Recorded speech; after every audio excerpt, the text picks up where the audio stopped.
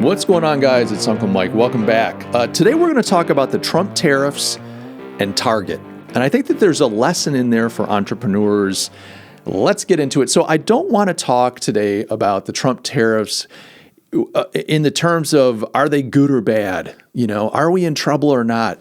Hey, look, I don't know at this point. And I think anybody telling you that they know has an agenda.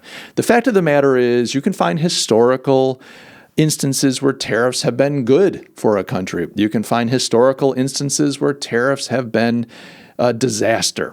And I think the market's complicated enough. I think the global market, the American market, all the factors at play, it's complicated enough that I don't think it's a slam dunk. They could over time be helpful. They could over time tank the American supremacy. We will see. However, one thing is certain, and the certainty is we have entered a time of turbulence. The tariffs, whether they work or not, are going to create turbulence. They're going to be challenging, et cetera. To that end, I want to talk a little bit about Target and how Target has been preparing for and reacting to the tariffs.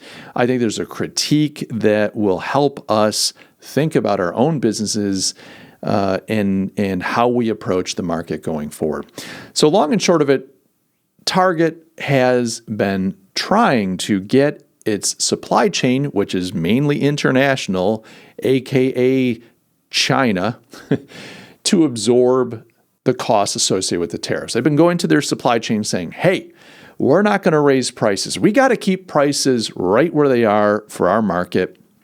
We can't let the consumer take it in the teeth, and so we're going to hold. Now, the problem with this, according to a number of pundits, to some of the countries where these suppliers are located, is this is problematic. This is concerning. I hate when people use weasel words like that because it's not fair, number one. It's not fair to these smaller manufacturers. Target is using its powerful position to boss and bully these small manufacturers who now have to take a hit, and this is going to hurt them. They don't have the margin to do this. They're tiny and they can't afford it, which is a true argument to a degree, but it's kind of rich, and we'll talk about why in a minute.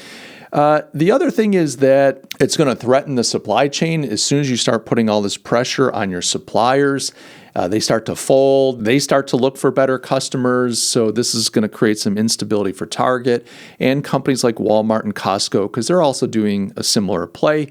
And then with the consumer advocacy groups, they're saying, well, gee whiz, if you put all this pressure on these manufacturers to absorb the costs of the tariffs, all they're going to do is cheapen the product. And so now the consumer is going to lose out because the consumer is going to pay the same price, but get product that's not as safe, not as good quality, et cetera, et cetera. And so there's all this kind of noise right now like, oh, this is unfair, this is not right, et cetera. And okay, fair enough. I mean, these are things worth talking about. But here's the thing about it that's a bit rich. I know this for a fact. I work and have worked with clients that are selling into these big retailers. When you go into business with the devil, you got to know you're doing business with the devil. Meaning when you go into a big retailer, let's say you're a small manufacturer and you land the Target account or you land the Walmart account, that could transform your business. You could go from being like a $3 million manufacturer up to a $10 million manufacturer in a period of a year, 2, 3 years. I mean, you could transform, triple your business, et cetera, and the sky's the limit. However, when you do that, you have to know, you have to recognize that you are creating a concentration in your business. So if you're currently a $3 million manufacturer, that $3 million is probably being made across a number of customers, a number of outlets, a number of verticals, if you will. Now you've landed Walmart or you've landed Target, and all of a sudden the millions are going to start rolling in when your product hits the shelves in their thousands of stores across the U.S. You're getting access to a national market, sometimes even a global market, depending on the retailer, and things are going to blow up. But when that happens, you're making a pact with the devil, because now that big retailer owns you. They own you. A Target, when you get on Target shelves and you go from being small to mid-size, because now you're selling to everybody in the country through Target, They own you. When Target says, hey, we need you to do this, we need you to do that, we want different terms, blah, blah, blah, fill in the blank, you're at their mercy because you started to build your business around them. You can't go from 3 million to 10 million, which companies do. They go from 10 million to 20 million or more when they land one of these big retailers. You can't make that kind of change in your business without changing your business. You have to start building your business around that retailer. Now, these retailers, Target, Walmart, Costco, they're already positioned in the marketplace as cost leaders, meaning if I'm a shopper, I'm a consumer, I go to them for the cheapest prices.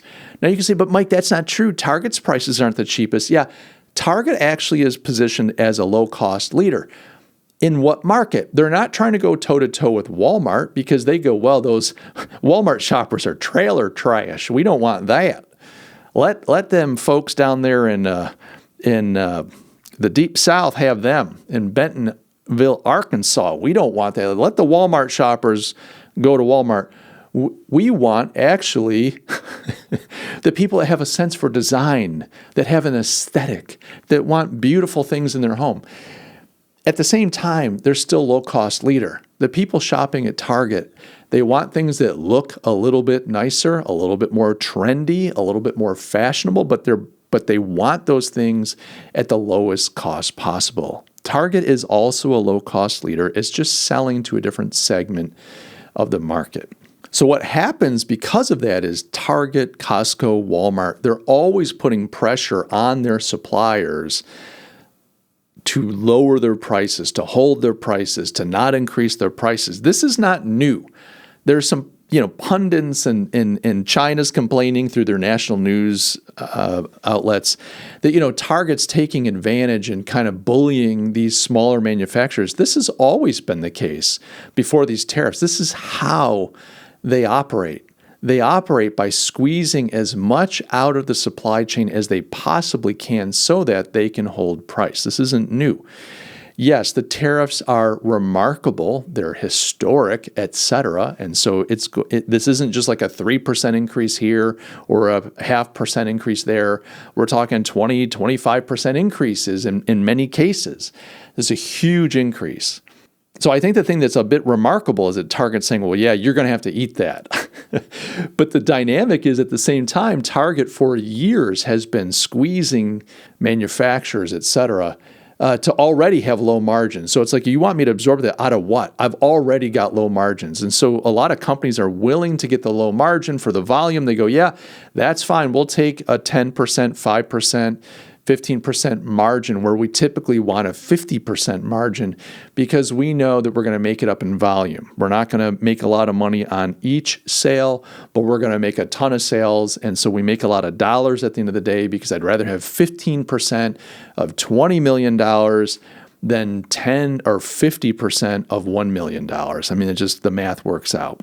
Now, the problem for Target is they're in trouble. I mean, Target has been struggling for years, bad marketing, bad positioning. They've done some DEI stuff that has just hurt them in the public mind. And I think with the inflationary environment of the Biden administration carrying into the Trump administration now, I mean, Target has just struggled. And, I think they saw like 1% growth last year. 1% growth is alarming for an operation as large as Target. So they've got some problems and they're fearful of raising prices. But the point I want to make here is, when you go into these kinds of relationships, you have to recognize that you're beholden to the Targets of the world, and for companies and for consumer advocacy groups and countries to complain or to cry foul that now Target is going to try to reduce those costs by putting the pressure on the supply chain, it just rings a little hollow. You knew going in, and you allowed your business to rely solely on companies like Target and Walmart, and now you're saying it's not fair. Well, this is how it works.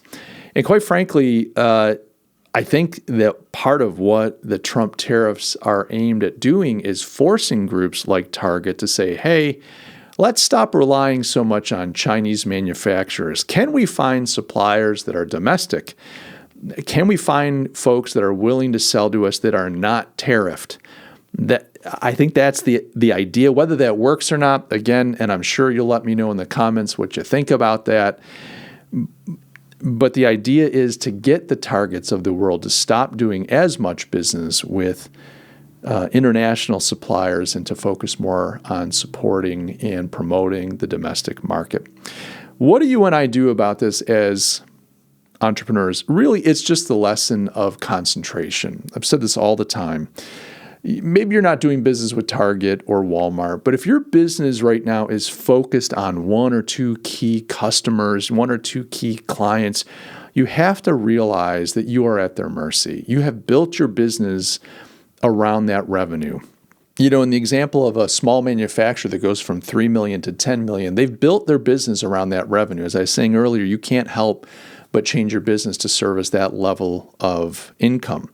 That means you've added manufacturing capacity, you've hired people, you've invested in facilities, et cetera, and you've also been enjoying the benefits of the profits, both as an owner in your personal life, I'm sure, and your net worth, but also the management structure, your leadership team. Everybody's winning. Everybody's getting bonuses. Everybody's getting better salaries.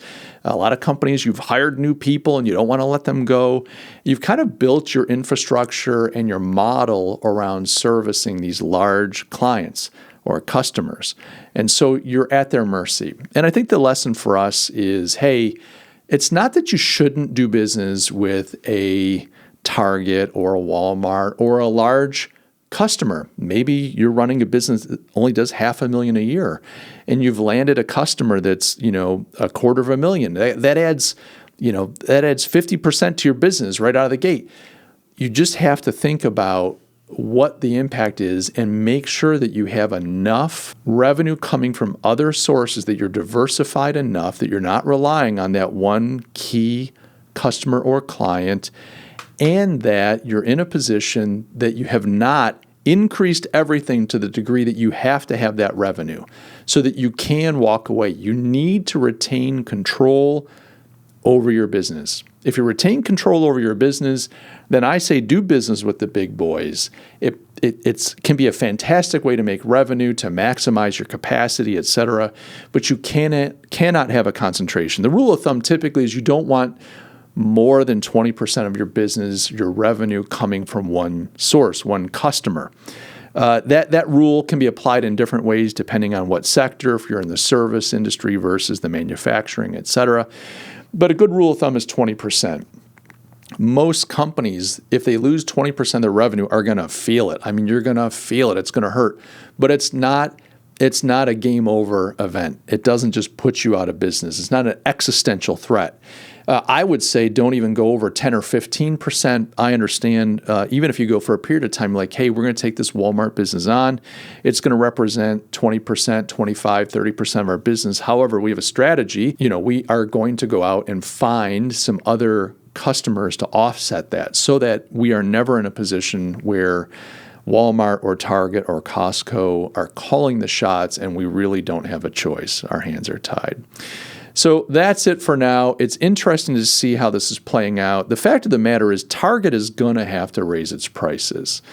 So I think at some point they're going to have to come to the table, a come to Jesus moment, and recognize that we have a deeper fundamental problem with our business, and it's not a tariff problem. We have a values problem, we have a product market fit problem, and we have an internal problem on our model as far as our profit margins, et cetera, et cetera. I mean, Target has to think about its marketing. Quite frankly, if I were running Target right now, I'd take a good hard look at my company culture and at my marketing department, and I'd think about jettisoning both. Now, I don't know if you can really jettison a culture. I would want to change the culture over time and realign the company values with the values of the market and my consumer, et cetera.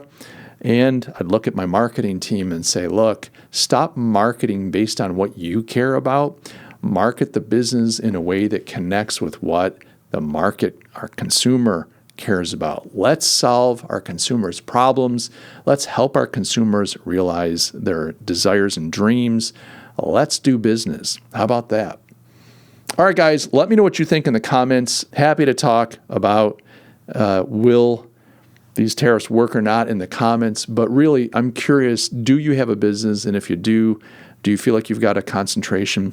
Lastly, if you like this kind of content, if you're interested in things like entrepreneurship, strategy, etc., you can subscribe to my free email list. I put out an email once a week at the least, talk about innovation, strategy, and insights into the business, marketing, and so on. Would love to have you jump on. Link down in the description. Guys, I love each and every one of you, and I'll catch you in the next video. Cheers.